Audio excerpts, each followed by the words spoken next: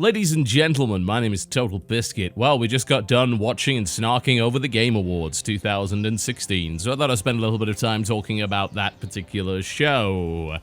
It's not a massively important topic, honestly, but the sad thing is, it should be. And the way that this show is designed on a year-by-year basis and the way that it's presented make it increasingly less relevant as the years go on. This, as far as I'm concerned, was by far the worst of the 3-year run of this show that was originally conceived to be the antithesis of what the Spike Game Awards and VGX actually were. These horribly cheesy, over-the-top, pandering, overly commercialized, nonsensical award shows that didn't celebrate the industry. And I thought that in 2014, the show, while certainly flawed in many ways and full of problems and production issues and the sort of wrinkles that you expect in a first run of a show, certainly wasn't perfect, but the passion was there. I had that good faith belief that the people behind the show really actually were looking to create a real celebration of video games, and there were various parts of the show that demonstrated that to me, especially the Roberta Williams segment. That was absolutely fantastic. However, in 2016, what we see is a show that has been commercialized just as much, if not more so, than the Spike Video Game Awards, and has dedicated the least amount of time ever of its existing run to actual award presentation. Far more time was dedicated to advertisements. There were 3 musical acts, only one of which was even remotely relevant to video games. Not to mention that the promise that Jeff Keighley, the founder of the show, made, that they would show more real footage and less pre-rendered and misrepresentative footage, sort of a direct result of the kind of thing that happened with No Man's Sky, was broken. It was not an honest promise whatsoever. There were barely any games presented in that particular format, and I can remember 3. There may very well have been more, but we saw real footage of Legend of Zelda, we saw real footage of Mass Effect, and I assume it was real footage of Prey, but it's hard to know. There were some weird inconsistencies with that video. Very well could be down to the fact that it's just a very early build of the game. But we saw, for instance, repeatedly massive changes in the energy and what looked like a kind of mana or health bar down at the bottom left of the screen. Like, so massive that it seemed like that was almost superimposed on top of the footage rather than actually being real. But it's hard to say, you know, that's a minor nitpick at best. But the main issue was that there were a ton of trailers and they were almost all pre-rendered or rendered in engine stuff that was misrepresented. You know, the Death Stranding trailer is a prime example of that. Jeff went on to stress that's like, yeah, this is running in real time and all that sort of thing. That doesn't matter. It doesn't matter if the footage is running in real time because it is still a static piece of footage. You can do all sorts of things with static footage because you can manipulate the scene down to an exact level. You don't have to display anything that doesn't need to be displayed. There's no issue of controlling the footage. There's no issue that the game may very well have to deal with you suddenly turning 90 degrees and rendering a completely different part of the scene. The fact that this is in-engine is irrelevant. It's always been irrelevant. It's a very poor argument. And to open the show very much with a trailer that showed 0 gameplay is indicative of one of the biggest problems that the Game Awards has. And had they not said that they were aiming to solve that and then gone on to prove that they absolutely were not able to, I wouldn't have had as much of a problem with it. But there you go. The Industry Icon Award, while certainly given to the right person as far as I'm concerned, and a very clear vindication of Kojima's work and the problems that he's gone through over the past year, thanks in almost all part to Konami, was unfortunately a very poorly presented award in my opinion. There was great praise heaped upon Hideo Kojima, and yet for no real reason. It was a couple of minutes of Jeff Keighley espousing the virtues of Hideo Kojima as opposed to focusing on his work. And the Industry Icon Awards prior to this have shown a great deal of information about the history and the pedigree of these people and these organizations. And this year, it did absolutely none of that. It was simply an opportunity to vindicate, and it was an opportunity to show off something from Death Stranding, and we still don't know a damn thing about that game. And you know what that reminds me of? Yeah, there's a certain little game called No Man's Sky. It was saying, what the hell is this? And was saying the same thing again after being specifically promised that that wouldn't happen again. I don't find that particularly impressive. As cool as the trailer was, and as expected, frankly, as it was, that Hideo Kojima wouldn't show jack all when it came to telling us what the game is, it's not Kojima's fault. It comes down to just the way that that Icon Award was presented, or in this case, not presented, plus that broken promise from the organizers. In terms of the actual awards and who they were given to, I don't really have a great problem with most of them. I think that obviously the panel had good taste, and they were capable of giving the right awards to the right people. A lot of that's going to be subjective, of course, but here's the main problem that I've expressed time and again, and nobody seems to understand when it comes to making award shows. Awards don't mean anything unless you explain why something won. I mean, for God's sake, they barely explained the categories, and when they tried to, it was nonsense. I mean, if we talk, for instance, about the brief explanation prior to the Best Action Adventure Award, there's a bunch of blabbering on about diverse characters and things like that had nothing to do with the award itself. So, you're not explaining why these guys were nominated, and there's no explanation as to why the winner won. So you end up in a situation where you think, great, cool, they got a trophy, except we don't even know bloody why they have a trophy. I feel that perhaps a few too many awards were given to Uncharted. I think that Firewatch got robbed in the performance category. I think that they were absolutely in a position where they should have probably got that. I think the mobile category was a joke, giving it to Pokemon Go, which is the least game of the 5 games in the list, when you had Clash Royale, Fire Emblem Fates, Monster Hunter Generations, and Severed in there, which are all phenomenal games in their own right, was a little bit ridiculous. But hey, you know, choices, and I guess you can't argue with perhaps the cultural impact of Pokemon Go. But therein lies the problem. That's not what was explained, because nothing was explained. If they'd actually turned around and said, look, the reason why this won is because Pokemon Go had a real, actual, legitimate, and quantifiable cultural impact, if a fleeting one this year, versus the other games that were great but didn't, I'd be totally happy with that. I said, you know what, you've given me a reason. And that's all I really need, is a reason behind who won and who didn't. If you don't tell me that, then I'm going to sit there thinking, well, what the hell happened here? It's very easy to get suspicious as well when you see that members of the advisory board are also recipients of awards. I mean, hell, you even had people on stage who are colleagues of those that won awards presenting said awards to them. If that doesn't give a massive sense of impropriety, not to mention the amount of ads for companies and their games that also ended up winning awards, then I don't know what does. And this is an accusation that is repeatedly leveled at award shows and has been leveled at the Game Awards now 3 years running, and rather than make an effort to portray something completely different and try and answer those criticisms, they seem to have dived even further into the swamp pit of being overly involved with the companies that are receiving these awards and this airtime.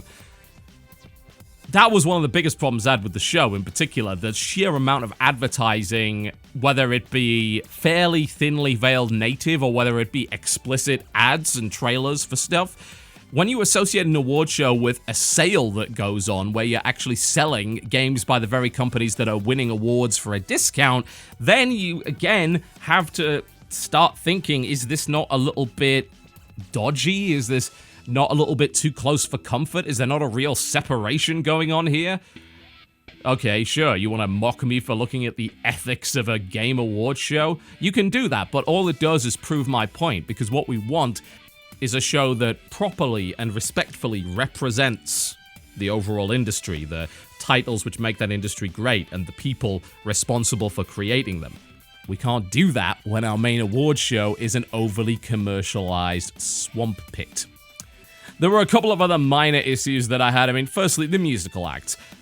We had Mick Gordon playing Doom music. Phenomenal. Great. Awesome, awesome, awesome choice. And the thing is, the Game Awards have done this before. Remember when they opened up with a medley of Nintendo music? What a wonderful thing. What a wonderful way to truly celebrate this industry and celebrate this art form. Do we have any of that? Well, no. While Mick Gordon got his time on stage, which was great, he thoroughly deserved that, and that was one of the highlights of the show, we then had two musical acts that basically had no connection to video games whatsoever, and I'm fairly convinced that one of them was miming, because when you have a guy in a drum kit banging away, and yet there doesn't appear to be a drum track in the mix, you start to get a little bit suspect. Not to mention that that guitarist wasn't playing jack.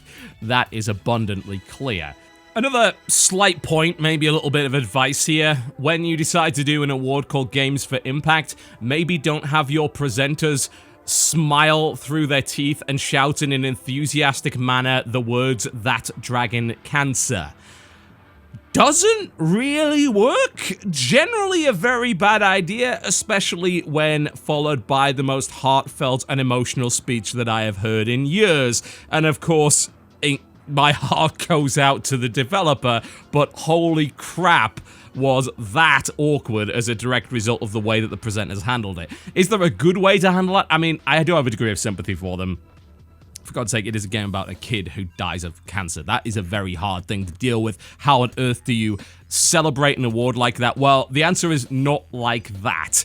So hopefully that's something that is more tactfully dealt with in the future. But again, that speech from the developer and the father of the child are beautiful. Absolutely beautiful, tear-inducing, without a shadow of a doubt. And that's the kind of sad thing about the awards, that every now and again we get those genuine moments of emotion. We get those genuine moments of truly heartfelt passion for parts of this industry. And whenever that happens, when Greg Miller got up on stage last year, that was wonderful. Of course, when the developer of That Dragon Cancer got up stage, when we saw Boogie talking about his passion for the industry, when he won Trending Gamer this year, those are the kind of things that make a show like that great. And you know what they all have in common? Oh yeah, awards in an award show. Funny that. You know, when you have these developers and personalities genuinely speaking from the heart and you spend the time in your show giving those people a platform to do so, what you create is a great award show. You actually allow for a true expression of passion for the industry and love for this industry. And every time you do something that isn't that, every time you have a guy in a razor costume dancing around, every time you have music acts that clearly don't care to be there and are just spouting nonsense on stage and playing music that has nothing to do with the industry in general, whenever you have celebrities that clearly don't want to be there, whenever you have native advertising and just minutes and minutes and minutes and minutes and minutes of advertising and promotion and shilling and trailers and encouragement to pre-order. That's the sort of thing that easily tanks a product like that and turns it into an overly commercialized swamp pit. Certainly feel like I'm repeating myself. It's not the first time I've said this. In fact, I think pretty much it's the reason that I created my little award show, the Arbitrary Awards, which nowhere near as big as this and of course costs basically nothing to make, but we wanted to make an award show that actually did answer those criticisms. There's the good old put up or shut up idea. Hey, why don't you do it better? Well, we said, all right, we'll give it a shot. Is it better? Well, no, it's a little YouTube show, but it does say that we're willing to put our money where our mouth is when it comes to the things that we say other people should be doing. We try to lead by example in that respect, and the success of the show, I think, is indicative that quite a few people want that. And the sad thing is, it's not like a commercial award show couldn't do that. It just is about time allocation. You can make the argument, oh, there's not enough time for all the awards. Well, alright, here's a thought. One, make less awards maybe, because the awards that don't get stage time are effectively worthless, and there's no point in really having them as a result. Secondly, when these awards do get stage time, if they're not properly justified, and the category isn't properly explained, there's very little point. Great example. Best Game Direction wasn't given to a game. That was a bit of a weird one. If you go on the website, it was listed as Best Studio/Game Direction, which to me are two completely different things. And then it was actually presented as Best Game Direction, and they gave it to a studio over a game. Can you explain to me by your definition what exactly Best Game Direction is? Because I look on the website to see a sentence that basically says, recognizing a game studio for outstanding creative vision and innovation in game direction and design. Right, okay, well, one, what is outstanding creative vision? What does that mean? And if it happens to be our innovation in game design, then why in the blue hell did you nominate 4 companies that made first-person shooters, at least 3 of which were not innovative in the slightest, and the company that made the 4th sequel to Uncharted. I think that you might be stretching the truth just a little bit there if you're talking about innovation and creative vision in direction and design. Those may be good games, but innovative they certainly are not. What is the worth of an award category like that if you can't even stick to the basic blurb that's on the website? Yeah, so that was the Game Awards 2016. We did a bit of a riff session. It's available, of course, for our Twitch subscribers, and it'll be uploaded to the unofficial YouTube channel over the next day or so. I'll put a link to that in the description below this video. Some guy runs a channel where he uploads my Twitch VODs. We don't really like to put most of the Twitch VODs on the main channel, usually because our Twitch stuff has a lot of mistakes in it. It's not well edited. I mean, it isn't edited at all. Obviously, it was live. But you can watch it for free regardless. Don't want to restrict that particular piece of content. The problem I've got with this show really is that I think that after 3 years, they probably should have learned what works and what doesn't, and this was by far the worst show they've done yet. And it seems like they've taken information from the previous 2 shows and then derived all the wrong conclusions from it. I don't recall anybody asking for any of the things that they did tonight, and it seems like they spent a whole lot of money creating one giant 2.5 or so hour ad for video games, and they did not succeed in celebrating the industry or advancing it in any real way. So big reason I think a lot of people don't take this industry seriously is simply how commercialized it is and how obvious the attempts at consumer manipulation are. It's barefaced. Real shame. I'll say to anyone that doesn't like that show, go make your own. Anybody can make an awards show or make a list of awards on a page. Just tell people why you believe what you believe. Tell people why these games deserve to be nominated and why they deserve to win, because by doing that, you're really contributing to the conversation. Just arbitrarily giving out awards in a stroke of irony doesn't do that in the slightest. My name's been TotalBiscuit. Thank you very much for watching. If you enjoyed this video, by all means do feel free to click the like button. If not, the dislike button is right over there. I'll see you next time.